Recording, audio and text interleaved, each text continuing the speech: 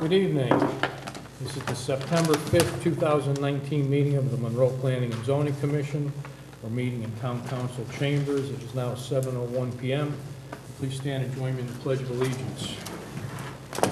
Pledge allegiance to the flag of the United States of America and to the republic for which it stands, one nation, under God, indivisible, with liberty and justice for all. I'd like to welcome our new alternate member, Robert Westland. Welcome. Glad to have you aboard. Thank you. Okay, will the commission please introduce yourselves, starting with Robert. Robert Westland. Leanne Ambrosi, Commissioner. William Porter, Chairman. Paul Lisi, Secretary. Michael O'Reilly, Vice Chairman. Will Gressler, Planning and Zoning Administrator. Okay. I guess Bruno's on his way, so we won't see anybody yet. General public participation. Is there anyone here who would like to address the commission on an issue that's not related to a public hearing or an open application? Seeing none, we'll move on. Item number 5, general appointments, 193 Main Street. Zone change to B2 for retail center with auto repair and sales use.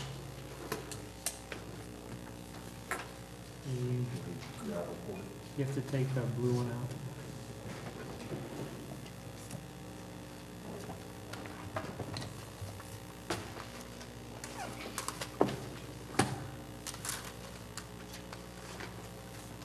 In your devices. Yeah. Doesn't like your devices. This is a brand new.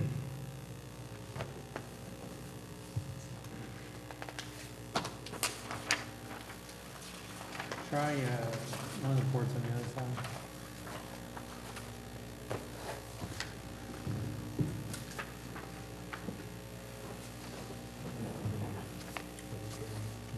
Can I remove the one that's here? What's? It's a small, of the minis. Yeah, one of them's really cool. The one in the back.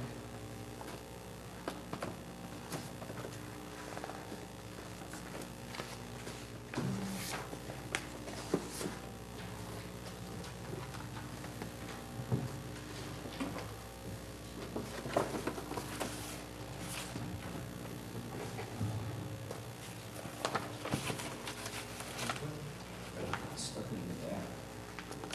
Seems to be the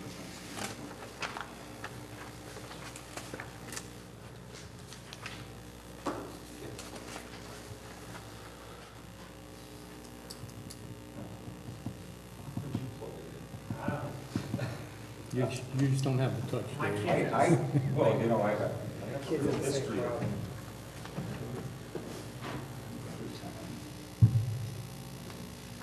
Good evening, members of the commission. My name is Dave Bjorken. I'm president of the firm of Staff Bjorken Associates. I thank you for the opportunity for this informal discussion tonight at 193 Main Street. I'm sure you may not know this property by its address, but this is where the former skate time and the gun range were that burned down in 2010. The site is vacant. See it, it's located right here, immediately next door is Dr. Zielinski's building. And this is there's a restaurant and the feed store is located here. Across the street is the car wash and office building. The property to the north is also zone B1. It has 2 residences on it, and then some undeveloped acreage beyond it. So the site has been vacant since the fire in 2010.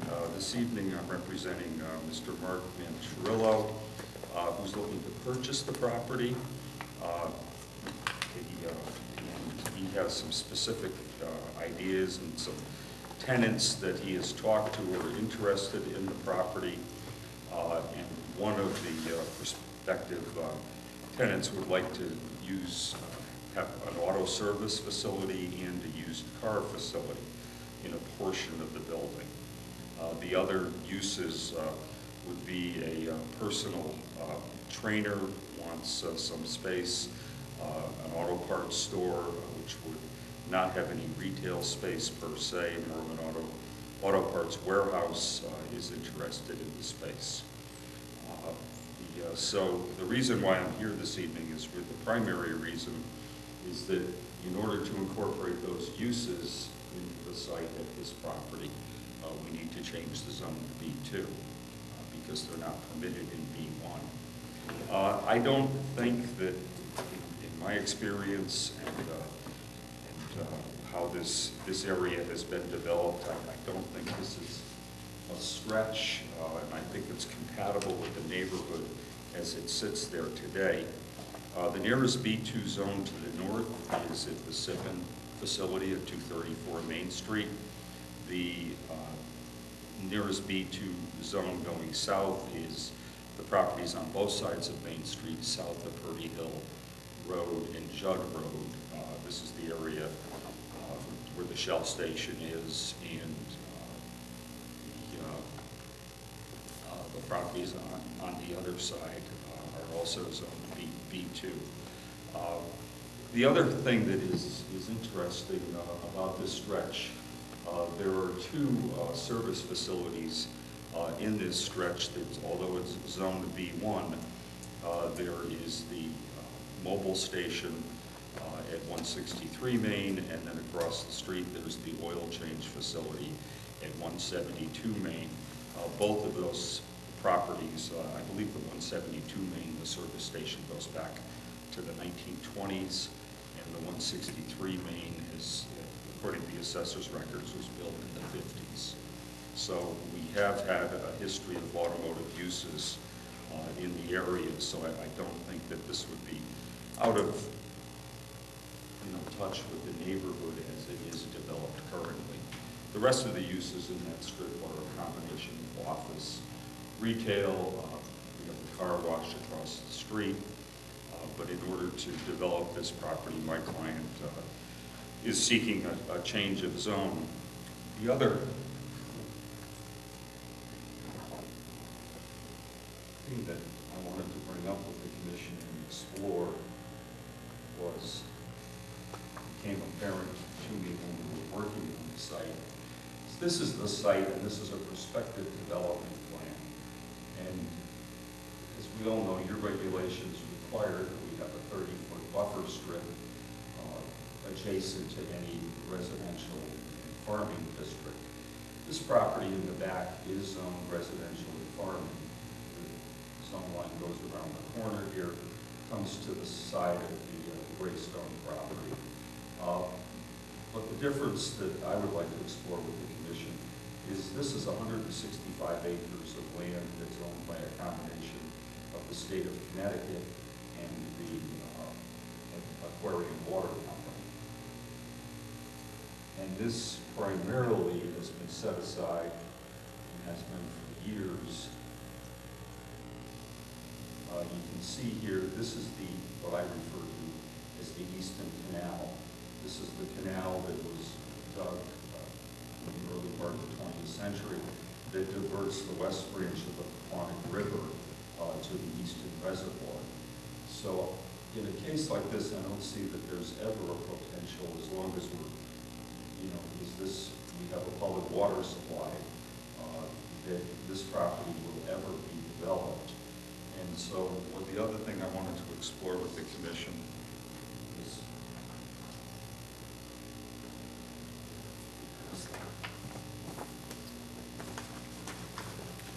and this would entail a text amendment that I'd have to work on with Will and with the subcommittee. But what I was thinking in a case like this, with the property behind or adjacent to a commercial site, to a business zone that didn't have the potential of being developed in the future, that rather than have the 30-foot buffer, that we would reduce that to a 10-foot buffer. Because, as I said, in this case, we have a situation where this piece of property that we adjoin will not be developed in the future. And as you can see, that buffer, especially because of this kink here in the property line on this piece of property runs the 30-foot buffer in this area here. So that, for that reason, we have to angle the building and we have to also angle the driveway. So those are my two requests to discuss with the commission this evening. The issue with the buffer, you know, we would definitely have to consider a text amendment, like you're pointing out here. We have in the past erroneously waived a buffer requirement, and I lived that with the commission. we got slapped pretty hard on that, so there's no waiving it. It would have to be Right. something along this line. Oh, it's not only Monroe, and I'm sure Will can tell you that there's, you know, a lot of planning and zoning commissions that have waiver provisions in their regulations, just Well, like this you. is going back probably 8 or 9 years ago, and the chair at the time was of the opinion that there are regulations and we can do what we want with them. Right. And the court didn't necessarily agree with his opinion. As far as the zone change, and, you know, as you pointed out, we have several pre-existing non-conforming uses in that stretch of road. We have a gas station, we have the oil change, right next door to the oil changes, I think it's Monroe Used Car Sales or something, which is another B2 use. In the back, there's an auto detailing shop, there's a car wash across the street. Now, those are B1, but they're more along the They're lines more of automotive. automotive use. You know, and looking at the zoning map,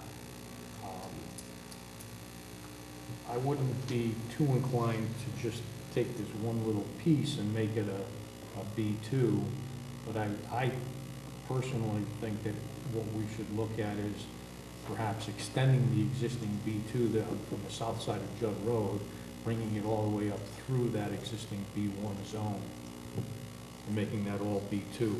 That eliminates some of the nonconformity that we currently have, and it opens up those other properties to similar uses that already exist. That's my opinion.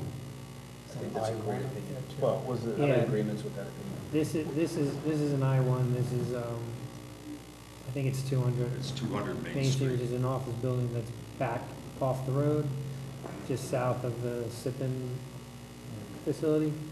It's owned by Sippin, and this is an open space parcel, I believe, owned by the town.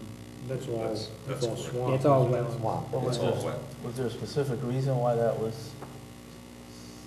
I think that was planned as done over- B1? I think it was done over years ago. I don't know, you know, this, a It's lot of been, these, it's been B1, and I've been in business for 42 years, so it's been Wow. there for a while. As a B1 and the other areas as B2? Right. The ones on each side of it's a B2. Yeah. Right, right. And- But it's been Yeah, like I that think for... the B2 It's been like zoning that for south years. of Purdy Hill was a development that maybe occurred in the 80s or the 90s, but I've been representing the Sippins since '79, and that's been B2. And just for clarity, there's an error on this map. This portion of, this is Pondview. From here back is actually B1. This is the B2 portion of that property. The front part of it, right? Yeah. The map's been wrong for years. Yeah, I'm in agreement with the chairman there. I think we should just change the whole zone. Me too. What else is, I'm not are we first. allowing in the B2? well, it's what's currently in. There, plus, The main difference between a B1 and a B2 is automobile service facilities, gas stations,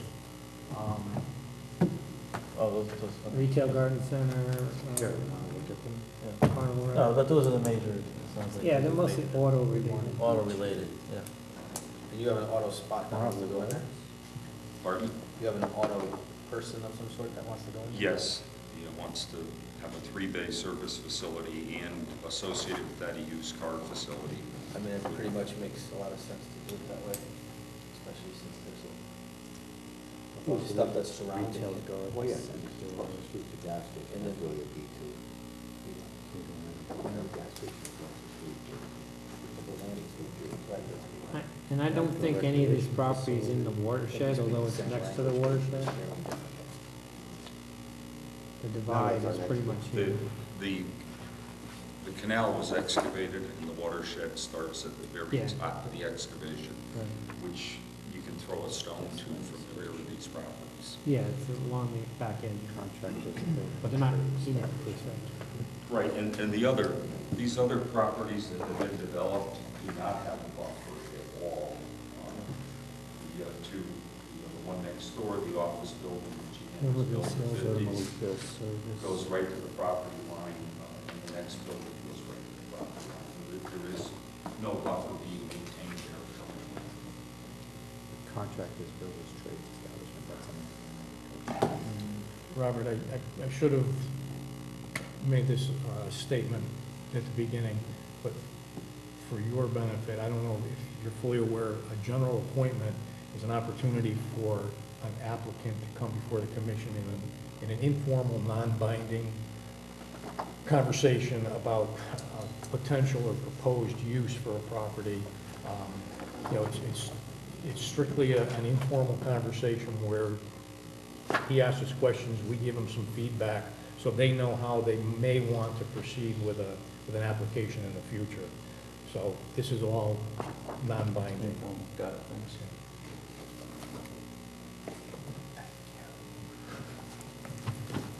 Anybody else have any feedback? I'm not opposed to it. How would we best handle this?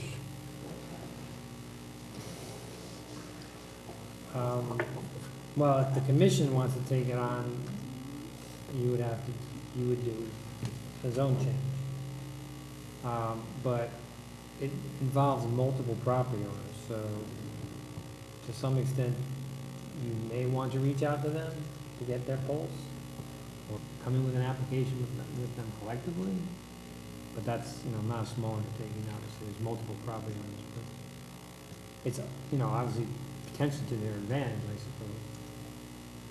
It permits more uses. I mean, I wouldn't mind, if we prepared the map and then figure out, but collectively how we would approach them, but obviously if I start knocking on doors. Right, well, you can't apply for a zone change on someone else's property. Right, they'd have to, so I think the town, I'd be willing to do the mapping, legal description. I think my client would not object to that. He's gonna have to do a zone change map. It's not a big undertaking, but I think actually carrying the ball, I think would be best done from the town side.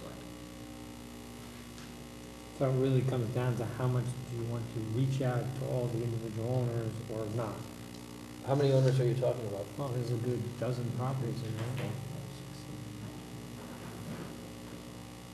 Some of them might have the same owner, but Yeah. they're still individual properties. I mean, there are several property owners there that I know personally. I wouldn't mind reaching out to them, but I think the proposal to change the zone should come from the town of Monroe. And it gives us an opportunity to clean up some of the, like this parcel's got a little mess going over the line, or not, might be a little I-1 in there. This parcel is really a house and has business at the back of it. We can take that away. Make that all right, clean up so they match the property line. Yeah. Bifurcation, we can do that at the same time as well. Well, yeah, if we're gonna do anything, I would prefer to keep it along property lines and not, Yeah. an arbitrary 200 feet off the road or something. Right, so that's what I'm saying, we should clean that, Yeah. anything that's incongruent in that area. Doesn't this benefit the property owners? I would think so. Well, not necessarily. Not the residential surrounding property necessarily. Well, there's, Well, Very this is a residential. house, and this is all aquarium. right. This is Well, all but watershed, right? Isn't there, there's a restaurant, that's from Judd Road there. Yeah, Pretty the Hill Smith- Road? The Smithy is in that. Yeah, it's a restaurant. Oh, there's also an auto body shop, right? Although, is You it have a auto- potential for someone not wanting those uses allowed in here. Exactly, and the other thing is that, you know, that, Yeah, but you also have the potential of saying, I now am allowed to have more. Yeah, no, right, but the property. people may not want it. Why would you not want to have? the Well, if you ability have, say you have a restaurant, you don't want an auto repair shop next to your restaurant. There already is. They're Well, They're already there. That doesn't make it right. Yeah, he's That already doesn't make it there. right. Well, you asked what the downside is. The downside is someone might not like it, as opposed to someone who So- might like Yeah. it. And also, I mean, that's, you know, obviously that's the main. I'm more of a, the cup is half full guy. You've got open space watershed right behind it. Do you That's what want I'm saying. It makes- industrial it's a use no-brainer. going in there with potential spills of gasoline or the petroleum distillates? Yeah, there's a lot of Oil runoff into the watershed. noise. There's a lot of negatives. Right, there is, and, Right, but don't forget, all of those uses are special exception permit Yes. uses, so Right. I'm just giving them the even though other side of the even though story. it's a permitted use in the zone, it still is under an SEP, so. well, but if you change the Mike, use, Well, so some it's of them permitted, are then site your plan. intentions are to allow Well, some of those Site uses, plans. are all those uses SEP? Yeah, maybe I think they are. it. Yeah, Yeah. I think so. I think it's like standard. Mike, the other thing, the water, these are not adjacent to the watershed. The water, I think, No, the boundaries like the property line, pretty much. yeah, but The watershed. But the runoff from these properties on the west side of 25, the runoff doesn't go into the Easton Canal. It goes across the street. To the It Pitchquanic goes- River. It goes into the state highway. And if you go out and you look at it, when they excavated the Easton Canal, it was a huge pile of dirt. You have to, the only way that you can throw the water over the top. But do we know where the groundwater connections might be? Well, this, in general, It probably goes into the Pequannock River on the other side, This because slopes. that's where This is bad. that's where the, car wash Yes. is, right on the yeah, river. the car wash, the gas station. So I don't see it, that this is gonna be a threat to the watershed. And like I said, Bill said, we already have those uses. And they've been there, I mean. Well, I don't think he was just saying the watershed, I think he was Yeah. saying the neighboring property might not Oh, want a plume going down their property either.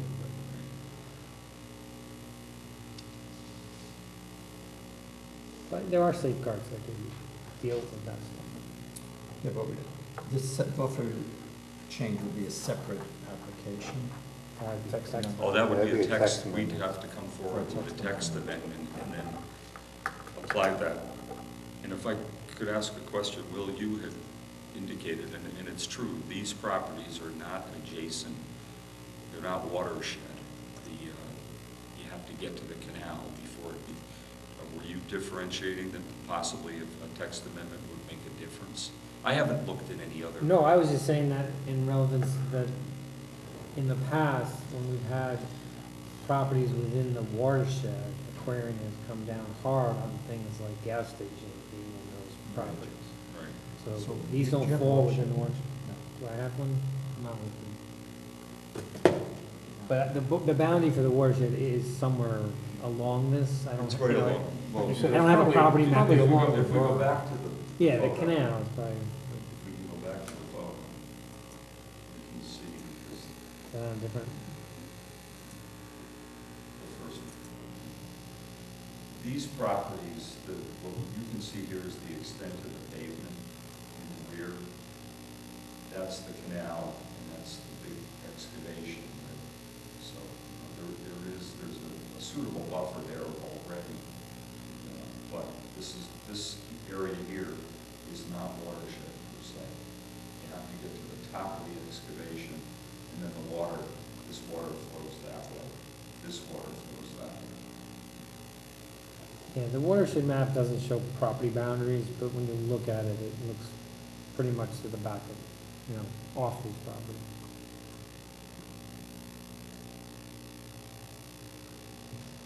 But you do have the river. That's on the other side. Yes, yes, that is. Yeah, they have the ability of what I call the stepping pond to divert the west branch of the Quantic to the eastern reservoir. And the rest of it comes down from what was pointing right there. When they're not diverting it, all the flow goes there. When they are diverting it into the eastern reservoir, the flow gets gets split or however they see fit. You had mentioned another use, which sounded like a warehouse. That's not permitted to be too. Well, this would be, it would be, it's been described to me as an auto parts store. It would just work from a counter. They wouldn't like, you go into A&G Auto or the Auto Zone, they have a large display area of their retail goods, but everything is stored behind the counter. All the storage of the parts would be behind the counter. It's retail, it's not wholesale? No, it would be retail.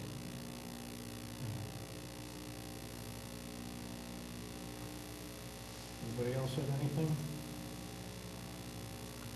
No, sir. Everybody? Okay. I think the general consensus is agreeing to, potentially look at a zone change for the entire neighborhood. That's something that us and Will and you can have further discussions on. As far as the text amendment, I think we would just have to take a little more in-depth look at what other areas in town might be impacted by this, where there's, if we're going to make it adjacent to a state-owned property, where else might that be an issue, and what kind of conditions should we be looking at? Okay, thank you. All right, thank you.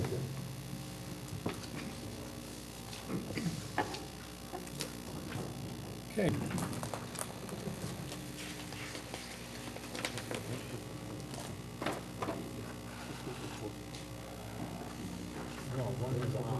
What's that? No, one is, one's not. Okay, instructions for a public hearing. There are 2 sets of microphones for both public address and recording of the proceedings. Due to the need for recording, it is important to stand at the microphone at all times and speak into it loudly and clearly in order that everyone in the room can hear and to capture what is being said. Individuals speaking from the seats will not be heard and will not be recognized to speak. Order of the hearing of an application. Points of order and responses will be entertained. Exhibits will be read for the record. Applicant and/or representatives will present the application and will answer commission questions.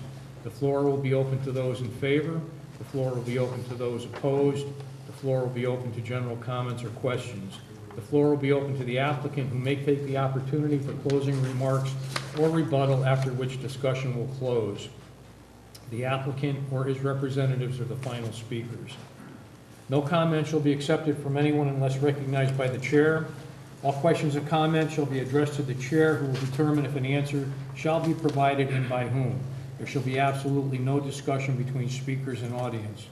The Commission has no intention to limit the right of any person to speak, but asks that speakers try not to be repetitive. Please try to present new information. If something has been said before, the Commission would invite you to indicate your agreement with previous speakers. At no time shall there be displays of emotion such as applause, cheering, shouting, or similar noise. This is critical, as this hearing is being recorded. If this happens, you will be cautioned. A vote or demonstration by a show of hands, standing by the audience, or similar action will not be recognized. All parties are requested not to talk between themselves while the hearing is in progress. If you feel a need to talk, please step out into the lobby. All speakers, when recognized, must advance to the microphone to speak. Please state your name and address for the record. The chairman reserves the right to cut off discussion if it is not relevant to the application or is presented in an inappropriate manner. This is a legal proceeding, much the same as what would occur in a courtroom setting. We request that all parties observe the proper decorum that will be observed in that setting. Please turn off all cell phones or similar devices. If you have a need to use these devices, please leave the room and use them outside. Okay, Planning and Zoning Commission, Monroe, Connecticut, notice of public hearing to be held September 5th, 2019. In accordance with Connecticut General Statute, Section 8-7D, a public hearing will be held in the Town Hall Council Chambers, 7 Fan Hill Road, Monroe, Connecticut, on Thursday, September 5th, 2019, at 7 p.m. or soon thereafter, concerning the following: SCP 2019-08, file number 1616A, 375 Monroe Turnpike, Route 111, Monroe Elementary School. Special exception permit for after-school program conducted by Lakewood Trumbull YMCA, serving in-house Monroe Elementary School students Monday through Friday until 6 p.m. while school is in session. Owner Town of Monroe, Monroe Board of Education, applicant Lakewood Trumbull YMCA. Will, what do we have for exhibits? Exhibit 1, special exception permit application with attachments. Exhibit 2, site plan. Exhibit 3, a butters list. Exhibit 4, notice to Aquarian and Department of Public Health. Exhibit 5, ART Building Department comments. And Exhibit 6, ART Planning and Zoning comments. That's it. Okay, who do we have for the applicant? And do you have the green cards and receipts for the Yes, I do. public hearing? That would be Exhibit 7. Good evening, Commission. My name is Matthew Loprino. I'm the Executive Director for the Lakewood Trumbull YMCA. I also have for you some information on our program and the receipts. Here tonight to briefly discuss the exception permit for the site at Monroe Elementary School. Monroe Elementary School and the Board of Education approached the YMCA back at the end of last school year to extend our after-school program for the students of Monroe Elementary. This is a program that the YMCA has actually been running in the town of Monroe for well over 25 years through the Stepney School and Fawn Hollow. Our program, what we do is we are a state licensed program. Before and after school program, what we are asking for through Monroe Elementary School will be for after-school use only. We will be greeting the students of Monroe Elementary School who are signed up for our program at 2:50 in the afternoon. And for some of those students, they will stay with us in our care until 6 p.m. One of the great things about the YMCA, you know, we are a place for all, and we want to make sure that we provide phenomenal child care to our communities and safe child care for our communities. Every single one of our staff are certified in CPR, AED, first aid. We have state licensed protocols where we have to have staff also certified in medication administration, EpiPen administration, and so on. So as we've been working with the Board of Education and the Monroe Elementary School, that is why we are here tonight to ask for exception permit to operate that program in Monroe Elementary School.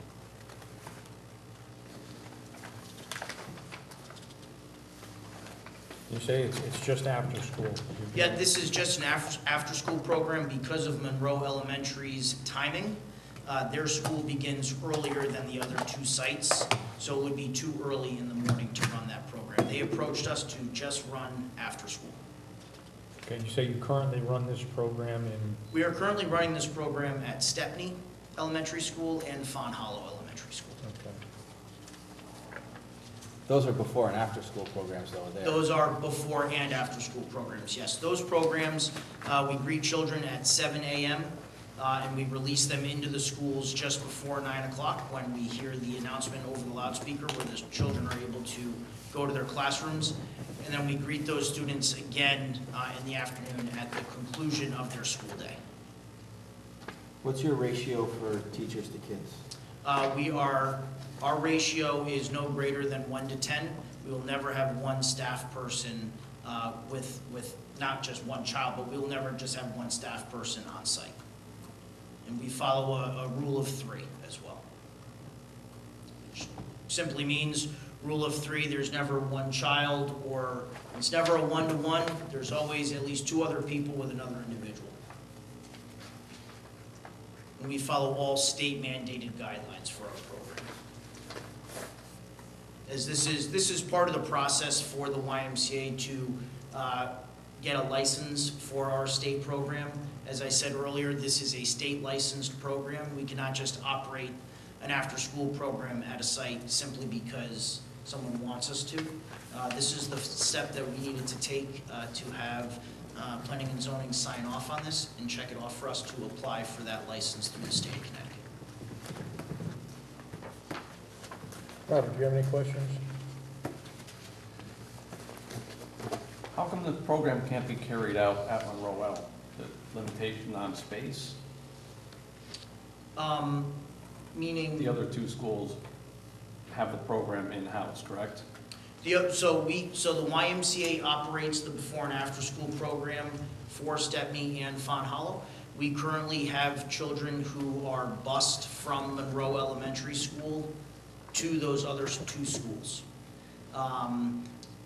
New principal came in last school year, and there was a need from the parents and a want from the parents to have a program from the YMCA. It's going to be in Not enough space. Monroe L, isn't it? It will be in Monroe Elementary School. Okay. Right. Sorry, I'm sorry if I did not explain that. To avoid the busing. Correct, Right. correct. To avoid the busing, so far, we do have an interest list. The principal has also gained an minimum of 20 families that would register that need the program. I wouldn't say that want to register, that need the program to be run in the school. The program will operate within the school. And this is a paid program. This is a program that is paid for, yes. Yep. So how does The- it work? Does the YMCA lease? No, site? the YMCA does not lease the site. The YMCA is able to offer financial assistance. We offer financial assistance to all those who qualify through our financial assistance program, whether it's membership for all, financial assistance for programs. We do work with Care for Kids, which is a state-funded agency for financial assistance as well. But the Board of Education does not charge the YMCA for the use of their site.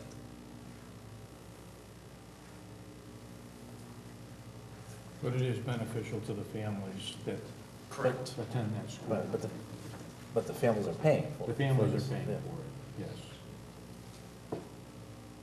Bruno, anything else? Where does this take place in the school? So this program, the main space that it will be utilizing is when you walk into Monroe Elementary School, the space that we'll be utilizing is their cafeteria, as well as we could be using their playground space or their gymnasium when we're allowed to. If there are other programs going on, we will not use those spaces. But all those pieces, as it's here, every space that we use will go through the state license process. So there won't be a space that we're using that the state doesn't know about. And we do get inspected by the state as well. All right, so any space that you take is. Any space that we take has to be, the state has to know what spaces we're using. Right, and you have to follow the guidelines for that space. Correct. Right, so Correct. whatever it be. for Whatever the for square doors footage, or that yeah, kind of- whatever the square footage is for the cafeteria, the state is gonna mandate what our max is for that space. Now, what if, you're not serving food to the kids, you're not doing We any do of that kind know, of stuff? we serve, in the afternoon, we serve snack. But it is, we follow the healthy eating and physical activity model of the YMCA of the USA, where it's all nutrition based. And we have to actually serve snack for our students in the afternoon, by the state guidelines as well. Okay, so that, you have to go to the health department for that, or you get? The health department does inspect our sites as well. I'm good, sir. Leon? How about security? Meaning, Well, I know that we have officers that mhm. look at the school system. Do you have any kind of security for this after-school program? do we have our own security? No, we do not. Does the school, does Monroe L have security? That is something I would have to look into. I do know that Font Hollow, they do have their security guard, their officer on site. Right. Early enough in the morning when our students are dropped off at 7 o'clock in the morning, that officer is on site. To access that building, you can't access those buildings unless being granted access from the staff within side. I believe most of our schools, we have an officer Correct. in place. Correct. Would that officer be left over until 6 o'clock? You know That I would have to confirm with the Board of Education in Monroe Elementary School. How about any other two schools that you use now? Is that the case? Is that what's done? It would be the same thing as an after-school activity program. Again, I could check with the Department of Recreation, as if the department is using the basketball court, I am not sure if there is a security guard, or, I'm sorry, not a security guard, but an officer on site for those programs. Okay. We do not keep the doors unlocked, keep the doors propped open. Again, that's, not following the state guidelines. But the state don't have any guidelines of that. State doesn't have any guidelines of having an Security. officer on site, Okay. but it's access to our program area. Okay. I'm good. Okay, Paul? No questions. I have no other questions. This is a program that you're already running in other schools in town. It's just a continuation of that as far as I can see. Well, this is a public hearing, so we have to see if anyone from the public wishes to comment. So you could have a seat. And Thank you all very much. is there anyone here who would like to speak in favor of this application? Anyone who would like to speak in opposition? Any general questions or comments? Okay, sir, back to you. Oh, That was quick. I just have one clarification question. Okay. In the application materials, you talk about the maximum capacity being 60 children, but then you said something about the state would set the capacity based on usage. We also want to set the capacity because it relates to parking. okay. So I believe when we said you mentioned the 260, Yeah. that was off the initial math of the square footage of that space following the guidelines of the state of Connecticut. So following those guidelines, the state will come out, our inspector will come out and do their own inspection of the site. That was the initial measurement of the space through their guidelines. Yeah. Are you comfortable with that number? Because traditionally, the commission has also sets the limit based on the use. Okay? And so we approve this at 60, that's where you're capped, whether the state Mhm. gives you 70? Right, It's still 60. well, right now, our cap, I believe it's at Stepney, is 40. Okay. We are coming close to that. If we would have to ever readdress those numbers, again, we would have to file. So you're comfortable with the 60? I'm comfortable with the 60, yes. Okay. That's all. Okay. Well, do you have anything else that you'd like to? Thank you for inviting me this evening to explore this option to bring the YMCA to another school in our community. Okay. Thank you. Thank you Thank all you. very much. Close it. Okay. Hearing's closed. 7:44 PM. Next up, SCP 2019-06, file 16148, 8 Maple Drive, has been postponed by the applicant to October 3rd, 2019. Item number 8, site development plan and permit amendment modifications, we have none. Number 9, time extensions.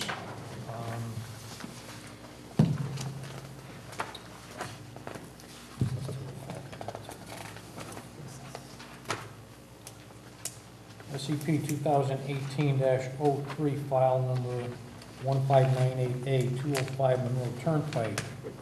Letter from Russo and Rizzio LLC, addressed to Will. Dear Mr. Agresta, this letter will serve as our request for an extension of the date. Final plans are to be signed and set for this is in the above referenced SCP approval from September 29, 2019 to December 28, 2019. The applicant is working with Connecticut DOT to finalize approval of the proposed traffic light. Will, do you have any update on that? Well, they have their approval from DOT, so this is not quite accurate. But the things that they haven't finalized are the series of legal instruments that go with the approval. I had some drafts given to me a couple days ago. I've already given back some input on those. and I haven't heard back. So they have to finalize those things in order to move on to the next step as well. So they do need some time to do that. Are they continuing to work at it on a pretty much regular basis? Well, I had to chase them for those, but it's been, the plans have been, from our end, finalized for over a month now. We've been waiting for the DOT. I believe they got that a few weeks ago. I haven't seen it, but I'm understanding they have that. And the instruments again, in prompting this, in this request, I prompted them saying, hey, what are those things? I did get them right away, most of them anyway.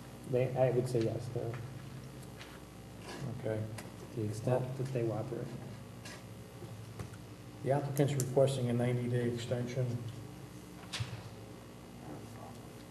I'm good. Someone want to make a Move to motion? grant time extension to SCP 2018-03 for 90 days. Second.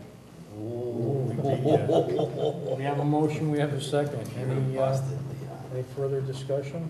No, sir. I think we just want to impress upon the applicant that, speed things up, let's get this finalized. Okay. All right, if there's no further discussion, we'll call the roll. Mayini, yes?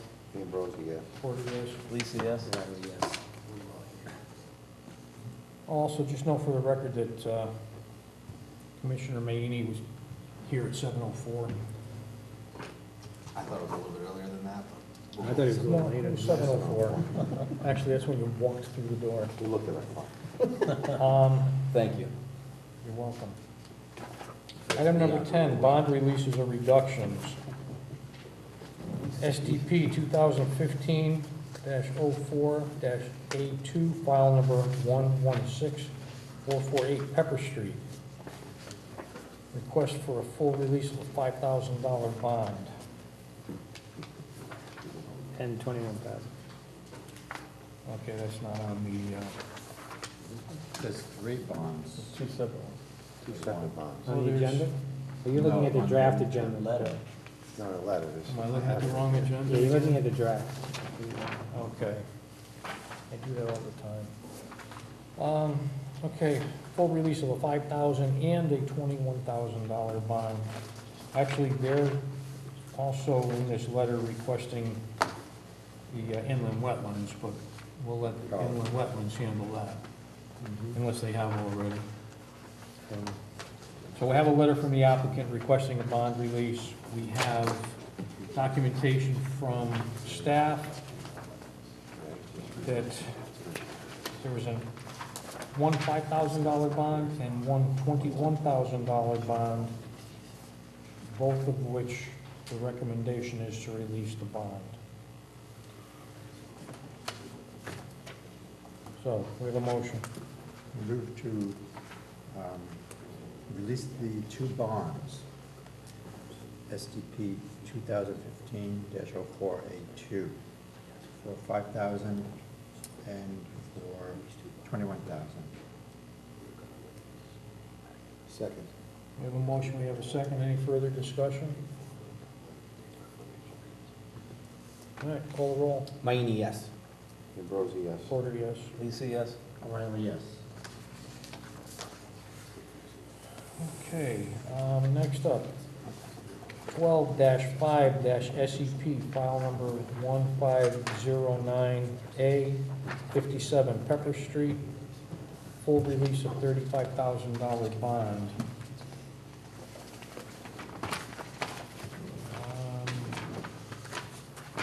Okay, again, we have a report from staff. The original bond was $66,000. It was reduced a while back to $35,000. The bond inspection's been completed, the worksheet's been completed, the as-bilt's been submitted, and all work that's required has been completed in compliance with the approval. So a bond recommendation released by the staff is $35,000. This is the Moss property on the Pepper Street, which has been a long, and they finally got. Yeah, this goes back to 2012. Okay. So staff recommendations to release the bond. Motion? Motion to release the bond on 57 Pepper Street. $35,000, SCP 12-5. Second. We have a motion, we have a second. Any further discussion? No, sir. You sure? Yeah, positive. Okay, just checking. Good check. All right, call the roll. Mayini, yes. Ambrosi, yes. Porter, yes. Lisa, yes? O'Reilly, yes. Okay, next up, SEP 2016-02, file number 1571A, 34 Enterprise Drive, asking for a full release of a $38,000 bond. Bond release report says that the inspection's been completed, the worksheet's been completed, the as-bilt's been submitted. All work has been completed in compliance with the approval. The answer is no. The following work remains to be addressed. Approved, accepted by Inland Wetlands at their 2/27/19 meeting, so the dead plantings have been replaced. Provide mystery plants, approved and accepted by Inland Wetlands. This stuff was approved back in February, By wetlands? I don't know, I don't work with wetlands. so they're just coming in now, even though they had February approval from Wetlands? Okay. Oh, well, that was their, not approval of the permit, that's approval of the issue that was crossed out, I think. So what's still remaining here? Let's see, Number 5. the basin was designed as a dry basin with attenuation beginning at the bottom of the basin elevation 408.0. Inspections have revealed that the basin has had standing water in the bottom for extended periods of time, approximate depth below the invert of the lowest outlet in the outlet control structure, about 0.8 feet or 9.6 inches of water.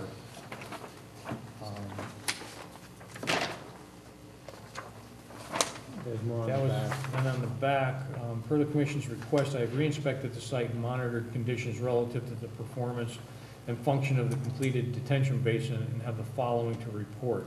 The performance of the detention basin is the last remaining outstanding item that needed to be confirmed and accepted. The basin is now fully vegetated. Although the approved design indicated that the volume of the portion of the basin 9 inches below the invert of the outlet control structure, volume utilized for initial runoff attenuation, would infiltrate into the ground within 24 hours, an exfiltration rate of approximately 1 inch per day was observed during the spring. During the summer months, with the weather being drier and storms being shorter duration and less frequent, the basin has been relatively empty when inspected.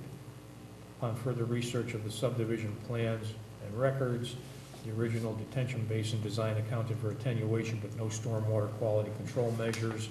This new site development added a stormwater treatment unit structure for the site runoff, but also changed the basin to include the aforementioned 9-inch depth of initial runoff volume retention that would now provide water quality treatment for the town roadway system in addition to the originally provided attenuation of flow. Although the basin doesn't quite match the approved design for attenuation of runoff, it ends up providing stormwater water quality control for the town roadway system that it didn't have in the first place. So the recommendation from the engineer, considering the following, I recommend that the commission consider accepting the as-built existing site conditions in this situation and therefore release the bond. The available options for retrofitting the basin to provide the fully modeled attenuation was not ideal. The basin will be dry for a good portion of the year. A little less runoff attenuation may be a good trade-off for getting better stormwater quality measures. There are currently no known specific flooding issues downstream that would directly be exacerbated by this development. The potential for a 100-year storm is more likely associated with a hurricane in late summer when conditions are dry. Future use and maintenance practices will likely cause the same slow exfiltration conditions, and the Inland Wetlands Commission accepted the existing conditions and released their bond. So the engineer's saying even though it's not built according to the plan, and even though it's not functioning 100% according to the plan, he feels it's functioning in a way that's more beneficial to the town, and is recommending that we accept it as built and release the bond. So, let's start with a motion. Full release of $38,000 bond at 34 Enterprise Drive, SCP 2016-02. Second. We have a motion, we have a second. Any further discussion? No, sir. Everybody's happy with the fact that it's not as designed, but it's providing a better quality of water runoff? Yeah, Okay, call the roll. Mayini, yes. Ambrosi, yes. Porter, yes. Lisa, yes. O'Reilly, yes.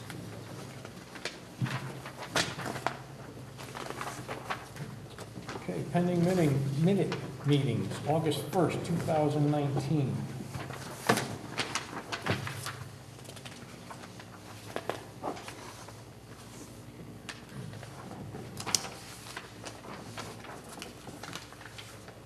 It was a 28-minute meeting, so there aren't very many notes. That was a great meeting, by the way. Just throwing that out there. Glad you could make it. I'm sorry. I missed it. I come to more than I don't. Just want to throw that out there, too.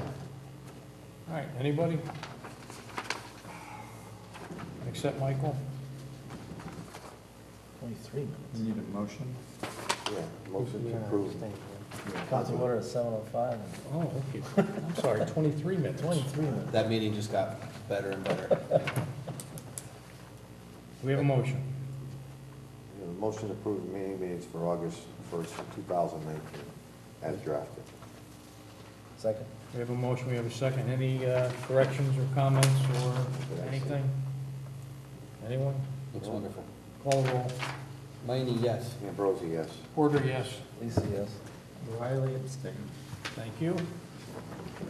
Pending application deliberations and determinations. Well, the only thing we have from this meeting is SCP 2019-08, file number 16168, 375 Monroe Turnpike. Will we recommend we wait for an approval before voting on this?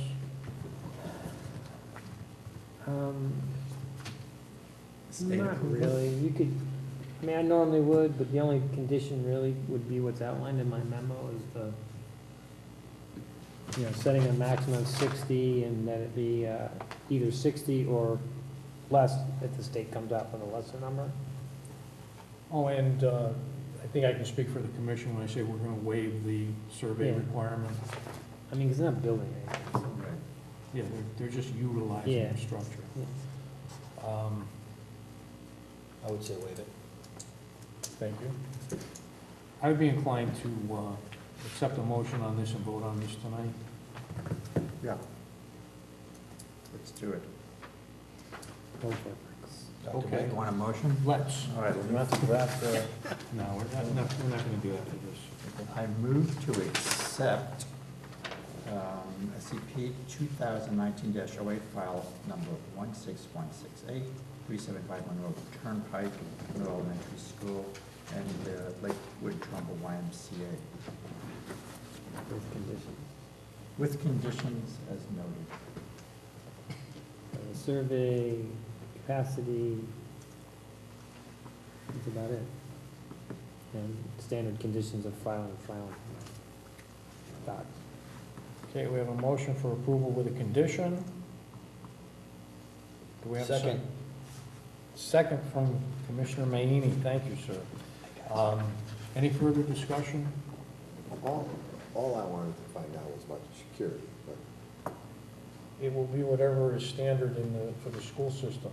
They're running this program already in 2 other schools. So they're going to get back to some of that. a That's the only thing. comparable Yeah, so as long as it's. situation. Right. That's the only thing that happens. They also follow state guidelines. He says stick with Right. Right, I know, they follow If there's no further discussion, I don't want to cut anybody off. Any further No, we're good. discussion? All right, call the roll. Mayini, yes. Ambrosi, yes. Porter, yes. Lisa, yes. O'Reilly, yes. Okay,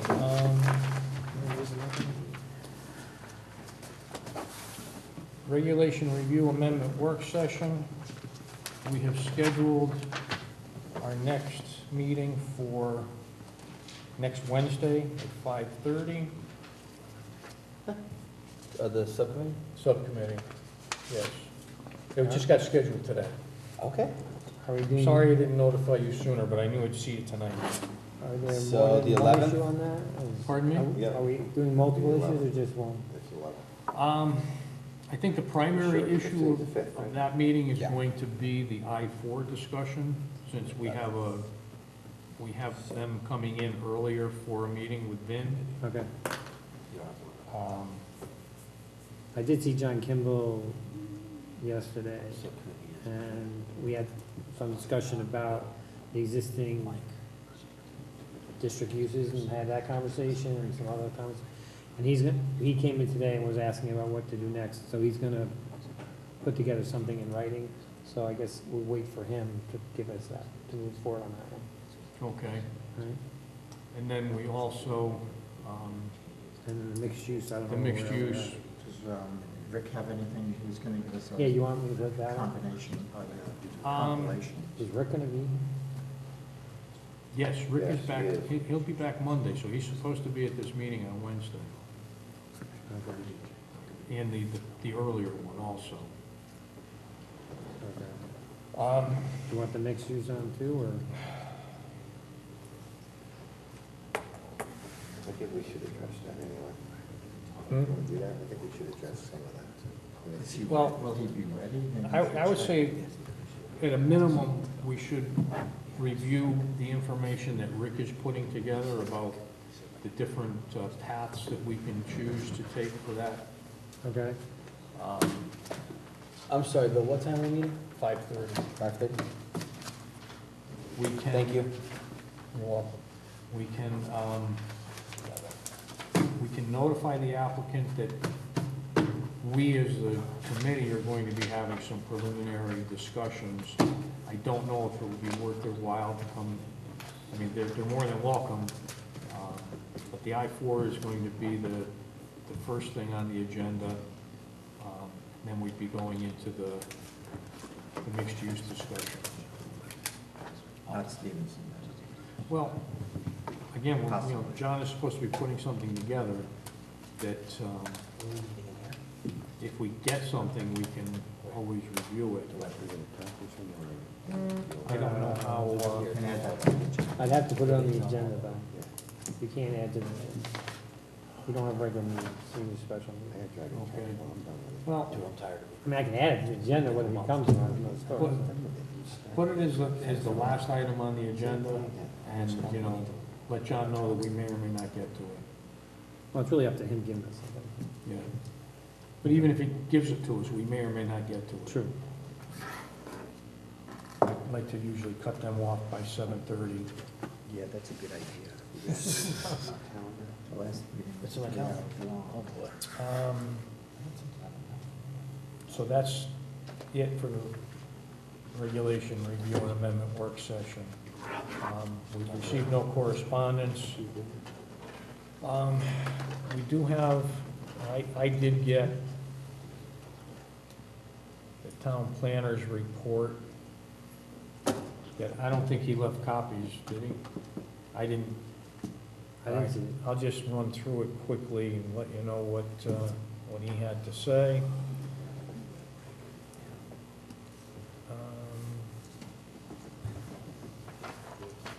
Town planner's report. 10 and 36 Main Street. Vichay has found some additional material on site that they're getting tested, and then they'll have it removed. I guess there was something with the liquor store up in Stevenson, with some signage that he's, Yeah, I'm meeting with the owner on Monday, police as well. He's having problems with tractor trailers parking in front and blocking the way. And part of the problem is because it's all open. yeah, And when the tractor trailer pulls off onto the private property, the police can't do anything about it because it's not in the right of way. So what likely is necessary is to have a controlled access and a curbing so that when the truck parks along the curbing, they're in the right of way and the police can say, get out. yeah. but he's put out some things to kind of block the trucks, and it's these skids with signage all over it, and it's pretty ugly. Okay, and then 4 Main Street and 1715 Main Street. Staff has met with Solely Engineering to discuss their forthcoming filling and grading permit application involving the 2 properties on Main Street. And there's a cease and desist order that's still in place on the 4 Main Street site. That's all that Rick had to report. We are also anticipating next week an application for permit amendment modification from Sippin, where their propane tanks that you approved in the back, they cut a series of the mature evergreen trees that would be right behind it, which was not part of the plan. And they were requested to come in with some kind of reclamation or remediation for that, so. Basically a revised planting. Yeah. Initially, they said they'll throw a couple of trees up there, we'll see where they come. They were substantial trees that were. Yeah, that was quite a buffer Yeah. across there. And they were supposed to stay. But the only other thing I have to report is that Will and I are having some preliminary discussions about the POCD process that we have to continue and complete, and then we will be talking to all of you about that. But that's something that we've got to get ramped up in the next month or so. Any other commissioner have anything to report? No, sir. Staff? Nope. No. If there's nothing else? Motion I'm to not adjourn. forgetting anything, am I? Second. Okay. Motion we have second. We are adjourned, 8:07.